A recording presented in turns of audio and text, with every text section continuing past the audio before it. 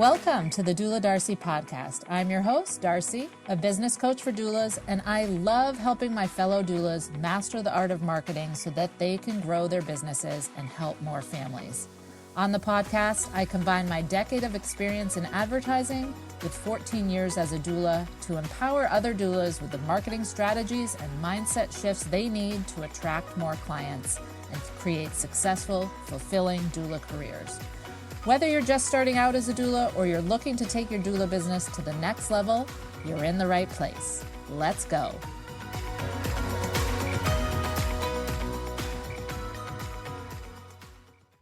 This one is for the postpartum doulas. I always joke that we get a bad rap, like everything in the continuing ed world's for birth doulas. So as someone who has solely been a postpartum doula, I never say only a postpartum doula.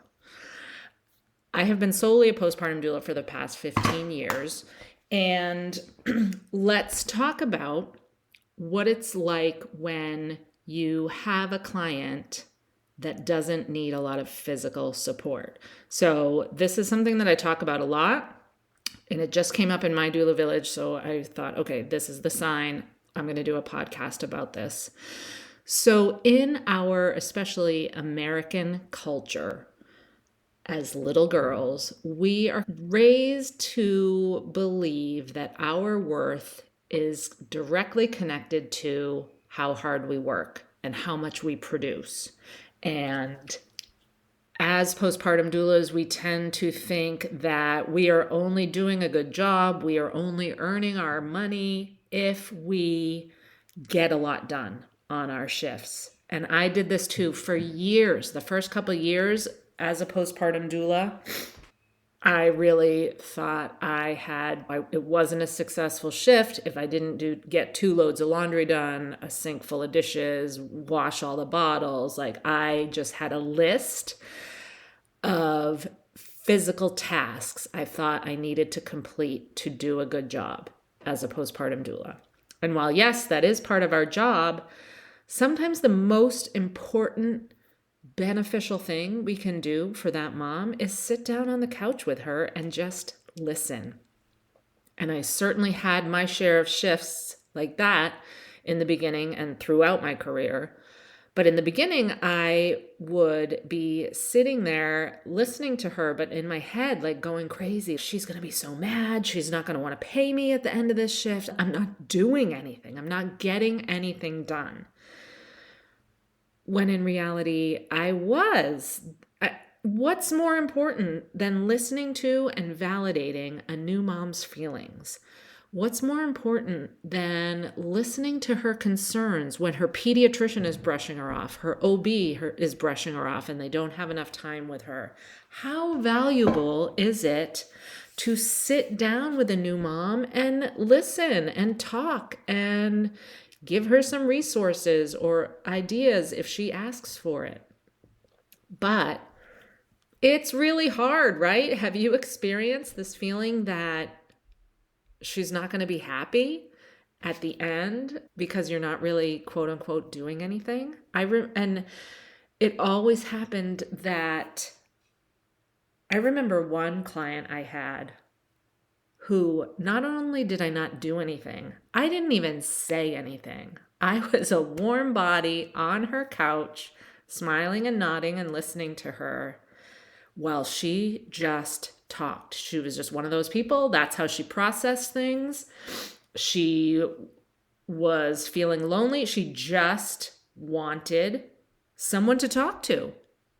And sometimes it was processing her birth story. Sometimes it was telling me about what she did in college. And it was hilarious because she wrote me the most glowing testimonial about how amazing I was. After every shift, she would say, "Thank you so much. I don't know what I would do without you here." And I think that was the turning point for me where I realized this is of value. I don't necessarily have to knock off 10 things on a physical to-do list to give my clients the support that they need. And that is a key issue And that is actually something my trainer taught us to ask on our on our prenatal interviews with clients when they were hiring us. What kind of support do you anticipate needing? And no one's going to say, oh, I'm a verbal, maybe someone will, but people will say, oh, I just need a set of extra hands, or I have no family around, or whatever, or I have a history of depression, whatever they say. No one's going to say, I'm a verbal processor and I'm going to just need you to sit and listen with me. But you can, by asking that question, but also just being with these moms in these first couple shifts, you can really start to see, if you pay attention and notice like what they're really craving. Was it sleep? Do they need a snack? But do they need validation? Are they really anxious and want to talk through all sorts of scenarios? And when you can give them the kind of support that they are craving, they're going to be so happy. And maybe that looks like you not really doing much, sitting on the couch. I was always floored in these kinds of situations where the moms happily paid my bill, happily paid my full rate for me to not do much. Another reason I wanted to do this episode is that I just had a prenatal interview on the phone. Like, someone had emailed in or filled out the form on my website. We set up a call for her to learn more about our agency's services, and she talked the whole time. And she had a traumatic birth. Her baby was born with a health issue, and so the baby was 3 days old. And halfway through the interview, I realized this isn't an interview. She needs to just talk about this. And I thought, whatever, I've blocked off this time on my schedule. But then after 15 minutes, I said, here's what we charge. Here's our minimums and what we'll need from you to get started. And she was like, that sounds amazing. You guys are so great. Oh my gosh. Okay, I'll be in touch. And we ended the call, and I sent her a contract via email. So I think we can very much tend to get caught up in the doing and the performing and bending over backwards and going all in, and we just don't need to. And there's a few more things I want to say about this, but it's our culture's framework that our worth is inherently tied to our productivity. And that's just not true. And we have carried that over into postpartum doula work, probably birth doula work too. We've carried that over into motherhood. Like, oh, I'm not a good mom unless I'm making homemade organic muffins and doing flashcards with my kids and taking them on exciting trips and reading to them and snuggling. Like, no. To be a good mom, you just have to show up and love your kid. To be a good postpartum doula, you just have to show up and love on your client.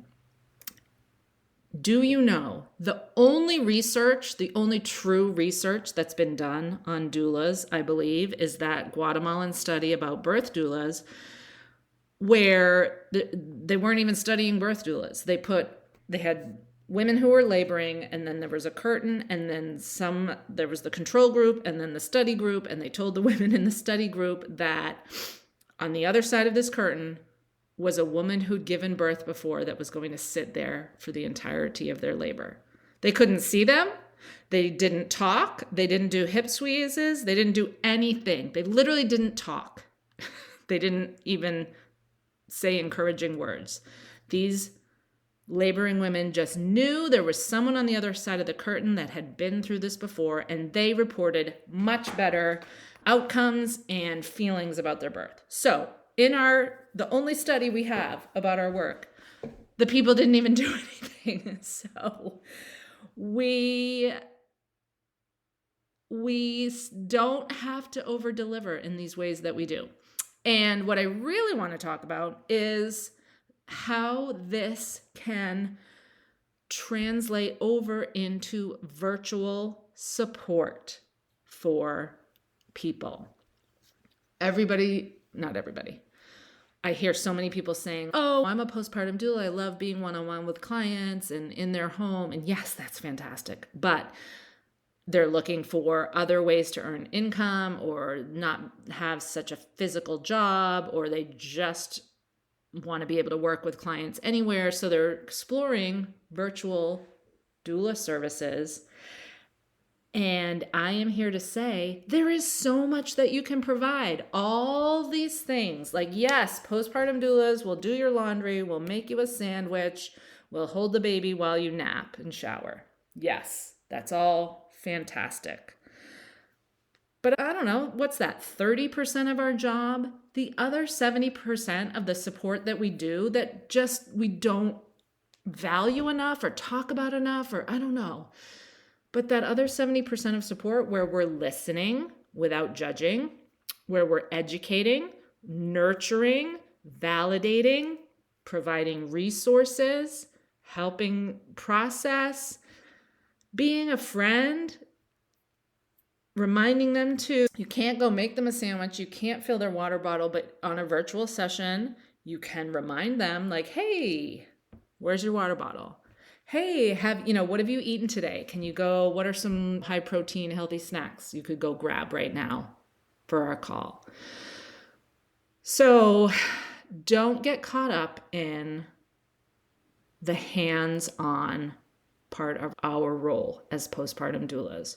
Remember that there is just as much, if not more, value in the emotional, educational support that we provide, and that we can do also virtually, if that's something that you're looking to add in to your business.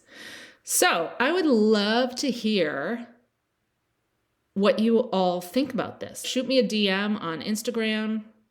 Send me an email, darcy@thedoulardarcy.com. I want to know if this was helpful to you. I want to hear, or go in the doula marketing group, my free Facebook group, and share if you've experienced this, like clients that just want to sit on the couch and talk, and share if you're offering virtual postpartum doula services, because I think this is something that is, first of all, going to help moms everywhere, because it's a lot more affordable and accessible to everyone to hop on a Zoom with them versus driving over to their house and being there for 4 hours or overnight. It's a way to provide some fantastic doula support to people who maybe can't afford a in-person postpartum doula. So there's a need, and it's also a wonderful way to add a different, I'm all about adding those multiple revenue streams into your doula business. So I think this is a fantastic way. So if you're hearing this and this is the push you needed, I am so happy to provide that for you. So hope you have a great rest of your day. Thank you for tuning in to the Doula Darcy podcast. I hope you found this episode valuable, and I'd love for you to join me on the next one. Let's keep the conversation going. Shoot me a DM on Instagram @thedouladarcy, or join my free Facebook community, the Doula Marketing Group, where we dive deeper into growing your doula business. If you enjoyed the episode, please take a moment to rate and review the podcast on your favorite platform. Your feedback will help more doulas discover the show, which in turn helps more families find the doula support that they need. And I believe that is how we save the world.